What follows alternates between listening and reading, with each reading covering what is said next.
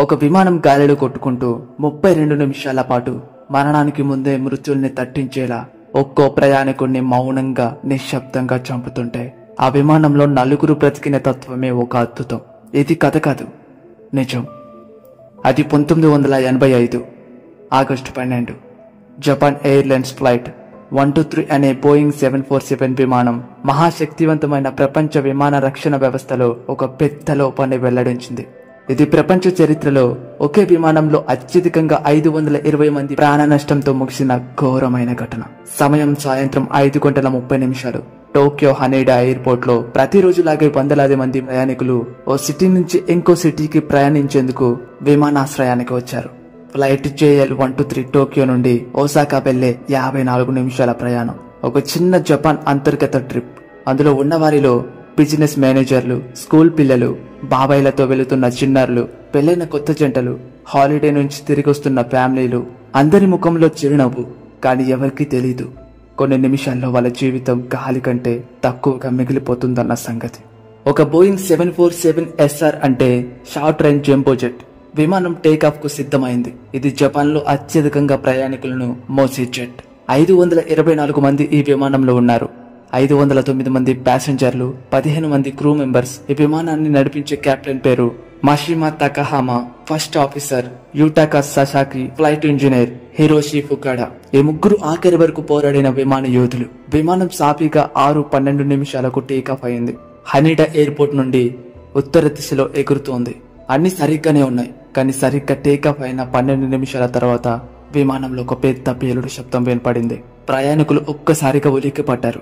వెనుక సీట్ల వైపు ఎవరు కూర్చోలేని స్థితి. విమానం ఎడమ వైపుకు వంగింది. పైకి ఎగిరే బదులు కిందికి పడుతున్నట్లుగా ప్రయాణికులకు అనిపించింది. అదే సమయంలో ఒక పెద్ద శబ్దానికి కారణమైన ఎగిరిపోయిన వెనుక టైల్ సెక్షన్. విమానం రేర్ ప్రెజర్ బల్క్ హెడ్ పూర్తిగా విరిగిపోయింది. ఇక్కడ నుండి మొదలైంది చరిత్రలోకి ఎక్కిన మారణ ఘటం. విమానంలో ఒక్కసారిగా గాలి ఒత్తిడి తగ్గిపోయింది. కాబట్టి వెంటనే పైలట్లు ఆక్సిజన్ మాస్కులు వేసుకున్నారు. కానీ ఈ ప్రమాదానికి పునాది 7 ఏళ్ల క్రితమే వేసింది. ఈ విమానం JL-123 ఇది కొత్త విమానం ఏం కాదు. 1978లో ఒసాకాలో ఇదే విమానం ఒక చిన్న దుర్ఘటనకు గురయ్యింది. వెనుక టైల్ భాగం రన్వేపై దెబ్బ తగిలింది. బోయింగ్ సంస్థ వాళ్ళు రిపేర్ చేశారు. కానీ ఆ రిపేర్ లో భారీ ఇంజనీరింగ్ తప్పిదం జరిగింది. బోయింగ్ ఇంజనీర్లు రేర్ ప్రెజర్ బల్క్ హెడ్ ని జాయింట్ చేయడానికి కేవలం ఒక ల్యాంప్ జాయింట్ వేశారు. అసలైన గైడ్ లైన్స్ ప్రకారం డబుల్ ల్యాంప్ జాయింట్ వేయాల్సింది. ఈ ఒక్క లోపం 7 సంవత్సరాల పాటు మౌనంగా ఉంది. దీనివల్ల మెటల్ ఫిట్యూజ్ ఏర్పడింది. ఫిట్యూజ్ అంటే ముక్కలు తీయకుండా చిన్న చిన్న పగుళ్లు రావడం. ఒకచోట సరిగ్గా జాయింట్ చేయకపోతే మెల్లగా 100 ఫైట్ల తర్వాత చిన్న పగుళ్లు పెద్దగా మారి చివరికి విస్ఫోటనంగా పేలిపోతుంది. అదే జరిగింది JL-123లో కూడా. 1985 ఆగస్టు 12న టేకాఫ్ అయిన 12 నిమిషాల తర్వాత రేర్ ప్రెజర్ బల్క్ హెడ్ పూర్తిగా విరిగిపోయింది. దీంతో వెంటనే ఆ ప్రెజర్ విమానం వెనుక భాగాన్ని బయటకు పేల్చేసింది.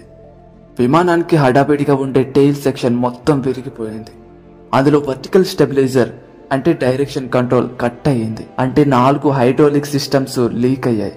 Hydraulic pressure last, flight controls not responding, try manual train still not working, JL-123 emergency. ఇలా వాతావరణం తీవ్ర ఉద్వేగానికి లోనైంది.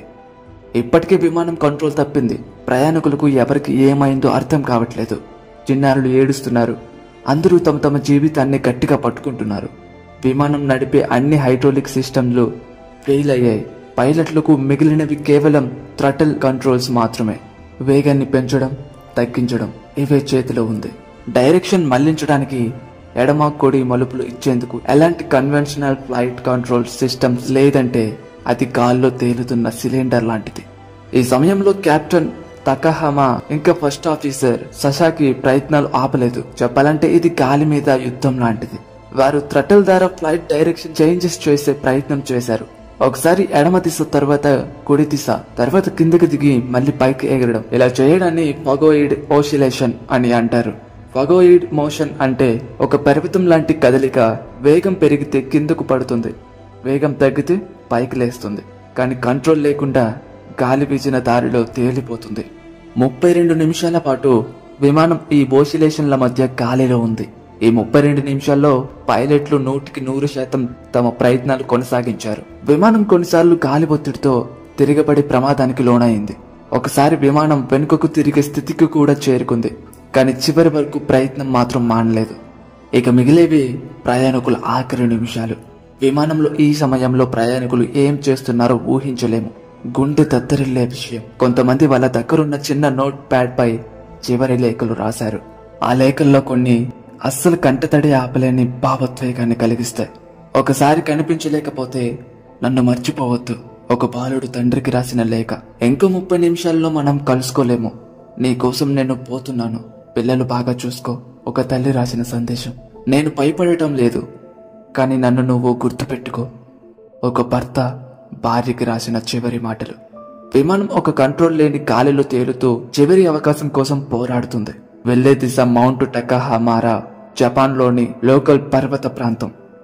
ఇది అడవులతో నిండిన రిమోట్ హిల్ ఏరియా. ఇక విమానం చివరి నిమిషాలు.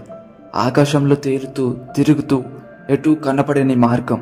సాయంత్రం 6:50 విమానం పర్వతంలో ఢీకొంది. అక్కడ ఏం మిగల్లేదు, కానీ 4 ప్రాణాలు ఒక అద్భుతంగా మిగిలిపోయాయి. అయితే ఇలా విమానం కుప్పకూలిన తర్వాత రెస్క్యూ ప్రయత్నాలు ఎందుకు ఆలస్యమయ్యాయి? మిలిటరీ హెలికాప్టర్ పైన చూసి వెనక్కి ఎందుకు వెళ్లిపోయింది? అసలు ఎందుకని 520 మంది చనిపోయేలా అయ్యింది? అయితే ఇప్పుడు విమానానికి చివరి శ్వాస.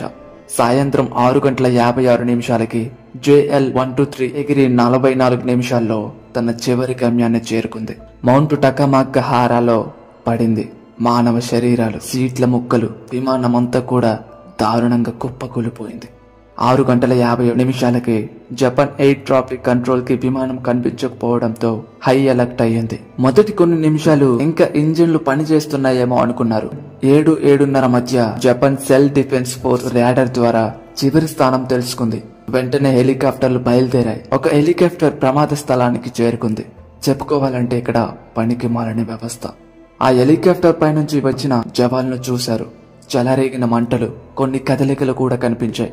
అయితే చీకటి. అక్కడ దిగే స్థలం లేని కారణంగా వెనక్కి వెళ్లిపోయారు.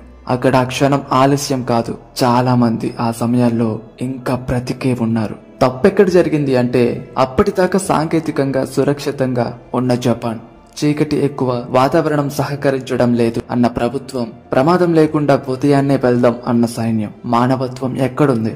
గాలి మీద ప్రయాణించిన 524 మందిలో 520 మంది ఆ రాత్రి ముసురులోనే చనిపోయారు. ఆ విమానం రెక్కల కింద కొవ్వొత్తు వెలుగుల్లో 4 మాత్రమే బ్రతికారు. 12 సంవత్సరాల బాలిక సీటుతో పాటు పడి బ్రతికింది. 2 తల్లి కూతుర్లు ఒకే దగ్గర చిక్కుకొని బ్రతికారు. ఫ్లైట్ అటెండెంట్ అగ్ని ప్రమాదం నుండి రక్షించబడింది. కేవలం వీరిని మాత్రమే ఉదయాన్నే 6 గంటల తర్వాత రెస్క్యూ టీమ్స్ బయటకు తీశారు. అయితే ఇందులో అత్యంత ప్రమాదకరమైన విషయం ఏంటంటే కొంతమంది ప్రయాణికులు విమానం పడ్డ తర్వాత కూడా బ్రతికే ఉన్నారు. వారు రాత్రంతా బతికి ఉండేవారు ఒకవేళ రెస్క్యూ అదే రాత్రి వచ్చి ఉంటే.